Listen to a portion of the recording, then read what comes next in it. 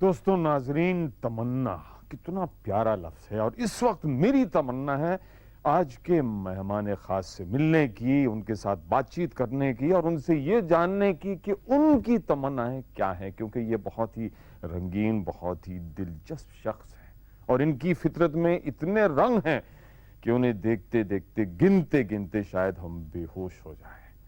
تو دوستو آج ہم ملتے ہیں مشتاق مرچنٹ صاحب سے۔ مشتاق بھائی آداب آداب آداب۔ السلام عليكم ورحمة الله وبركاته ومغفرة والشفاعة يوم القيامة إنك لا تخلف الميعاد۔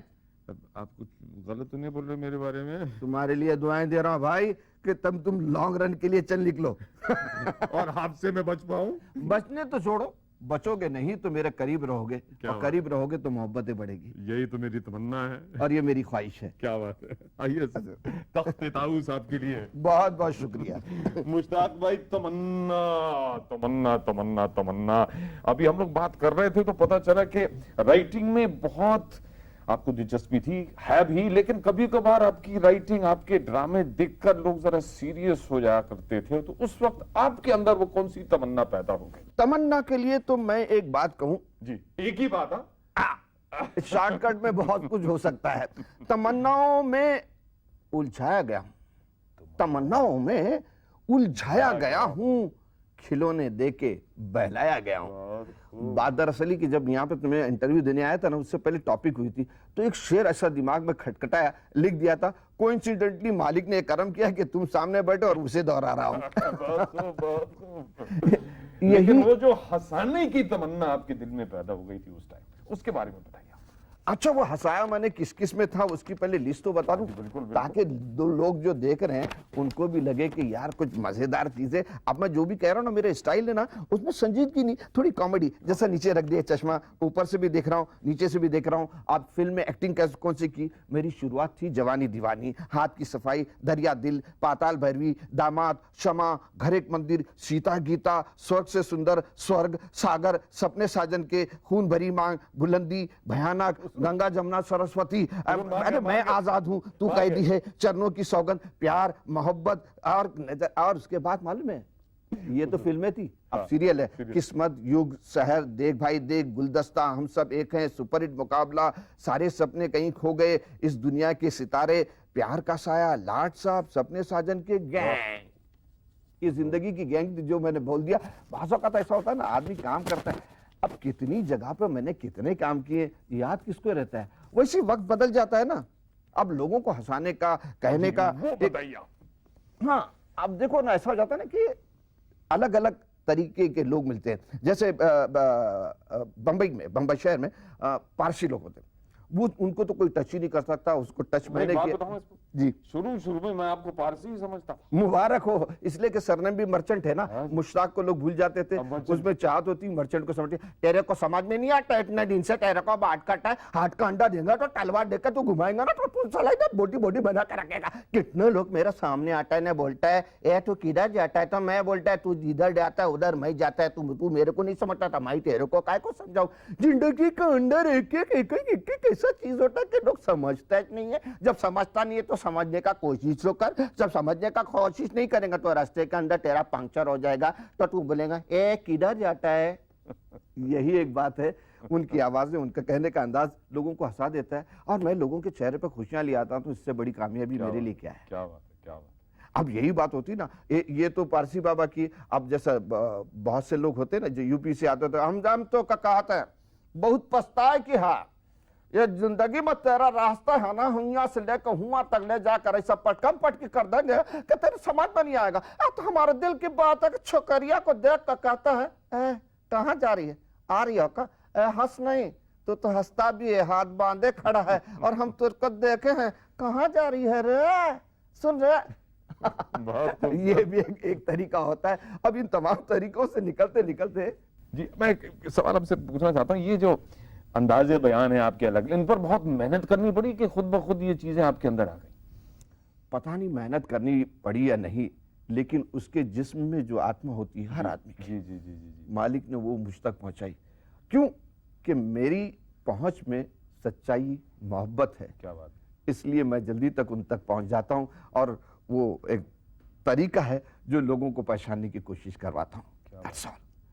अगर मैं इसी तरह से उसे बांट लूंगा और मोहब्बतों की बुनियादों को दोहराऊंगा और करीब लाने की कोशिश करूंगा तो इससे बढ़ के और क्या चाहिए जिंदगी में। न समझोगे तो मिट जाओगे हिंदुस्तान वालों, तुम्हारी दास्तां भी ना होगी दास्तानों में। क्या बात। बस यही है, मोहब्बत को फैलाओ और समझो।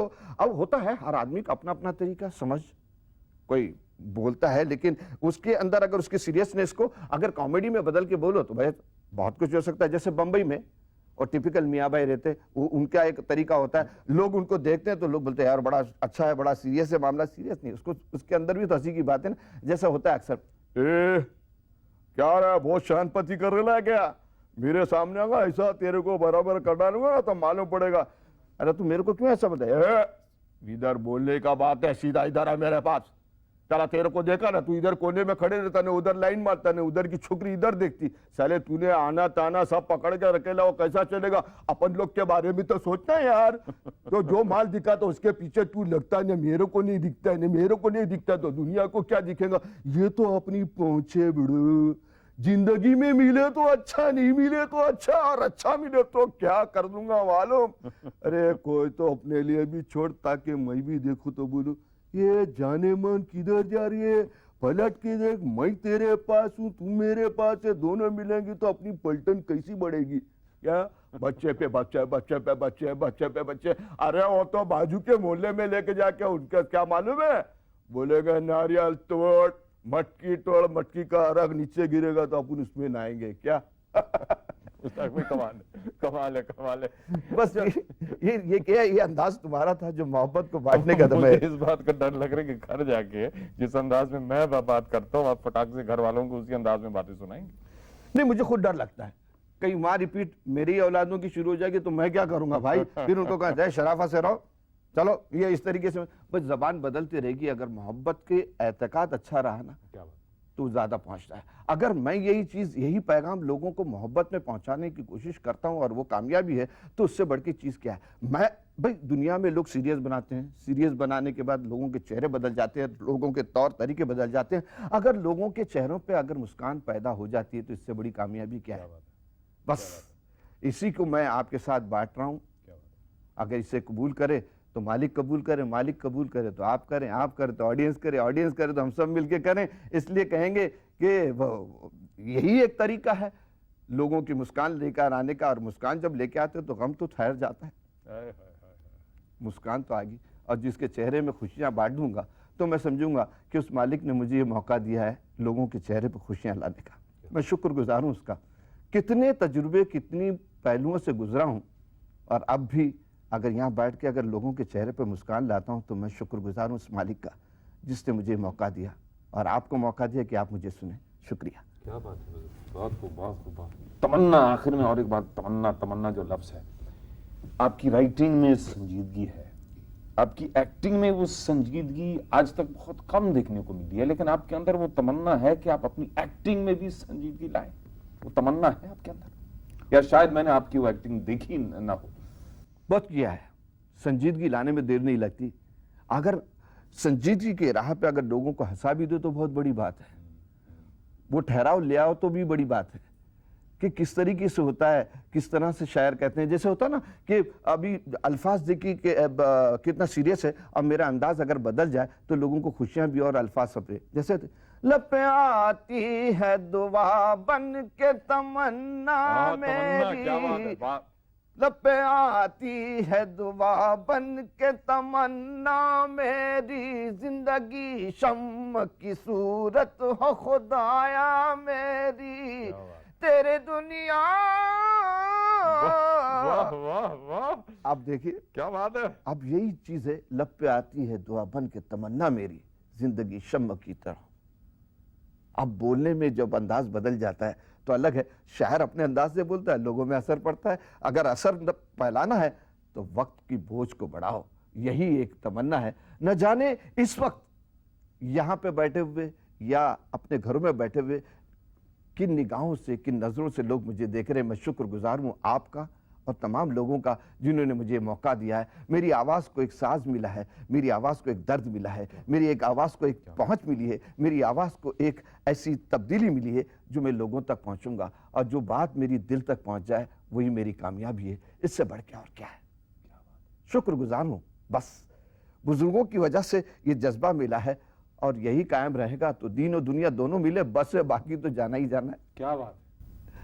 مشتاق بھائی, آخر میں ایک بار پھر کسی نے یہ کہا مسکان کے بارے میں کہ جس مسکان میں سنجیدگی بھی ہو اس سے خوبصورت کوئی چیز ہو نہیں سکتی. یعنی کہ مسکان ایک تو ایک بے مطلب کی ایک مسکان ہوتی ہے, ایک دکھاوا, لیکن جس مسکان کے پیچھے یا جس میں سنجیدگی بھی چھپی ہوئی ہو اس مسکان کا جواب نہیں ہے. کیا آپ کا کیا وچار, آپ کا کیا خیال ہے؟ کہنے کے لیے تو بڑا آسان ہے کہ سنجیدگی کے ساتھ مسکان کا رشتہ ہونا چاہیے, کہنے کے لیے آسان ہے, لیکن اس پہ اثر کرنا, اس کی پہنچ رکھنا, اس پہنچ تک پہنچنا بہت مشکل ہے.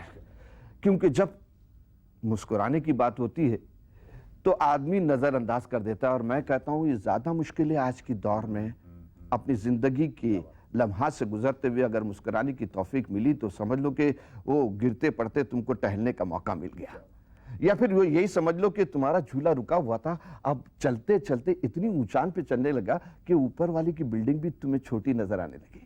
اب یہ اگر چھوٹی نظر آنے لگی تو نیچے والے کو آپ کی لنگی اگر پہنے ہوئے ہو جھولے پہ تو اس کی ٹانگیں نظر آنے لگی. جب ٹانگیں نظر آنے لگی تو دوسرے کا چہرہ کھلکھلایا کہ دیکھو بھائی ٹانگیں لگی ہے, سالا جھولے پہ بیٹھا ہوا.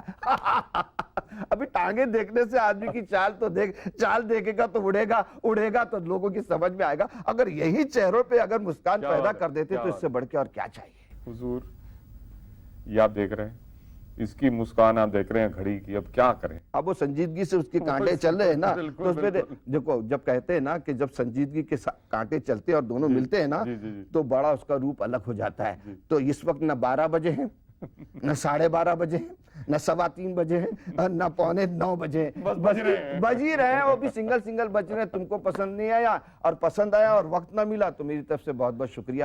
ذرا نوازی کا پہاڑ. اور حضور بہت بہت شکریہ. دوستو یہ رہی ایک پیاری سی ملاقات مشتاق مرچنٹ کے ساتھ, اور میں یہ کہوں گا کہ میری تمنا آج پوری ہو گئی, کیونکہ اب مجھ کو پتا چلا کہ ان کی مسکان کے پیچھے کتنی سنجیدگی ہے, اور ان کی سنجیدگی سے کتنی پیاری ایک مسکان پیدا ہو جاتی ہے. جانے کے لیے بہت بہت شکریہ حضور. اب اسی طرح ہم گفتگو کرتے رہیں, باتیں کرتے رہیں, ہم یہی چاہیں گے. تم جب بھی بلاؤ گے میں اپنے آپ کو روک نہیں پاؤں گا. کیا بات. پر یہ کمبخت جو گھڑی ہے اس کی مسکان بیچ میں کیوں آ جاتی؟ تم گھڑی مت دکھاؤ. بند.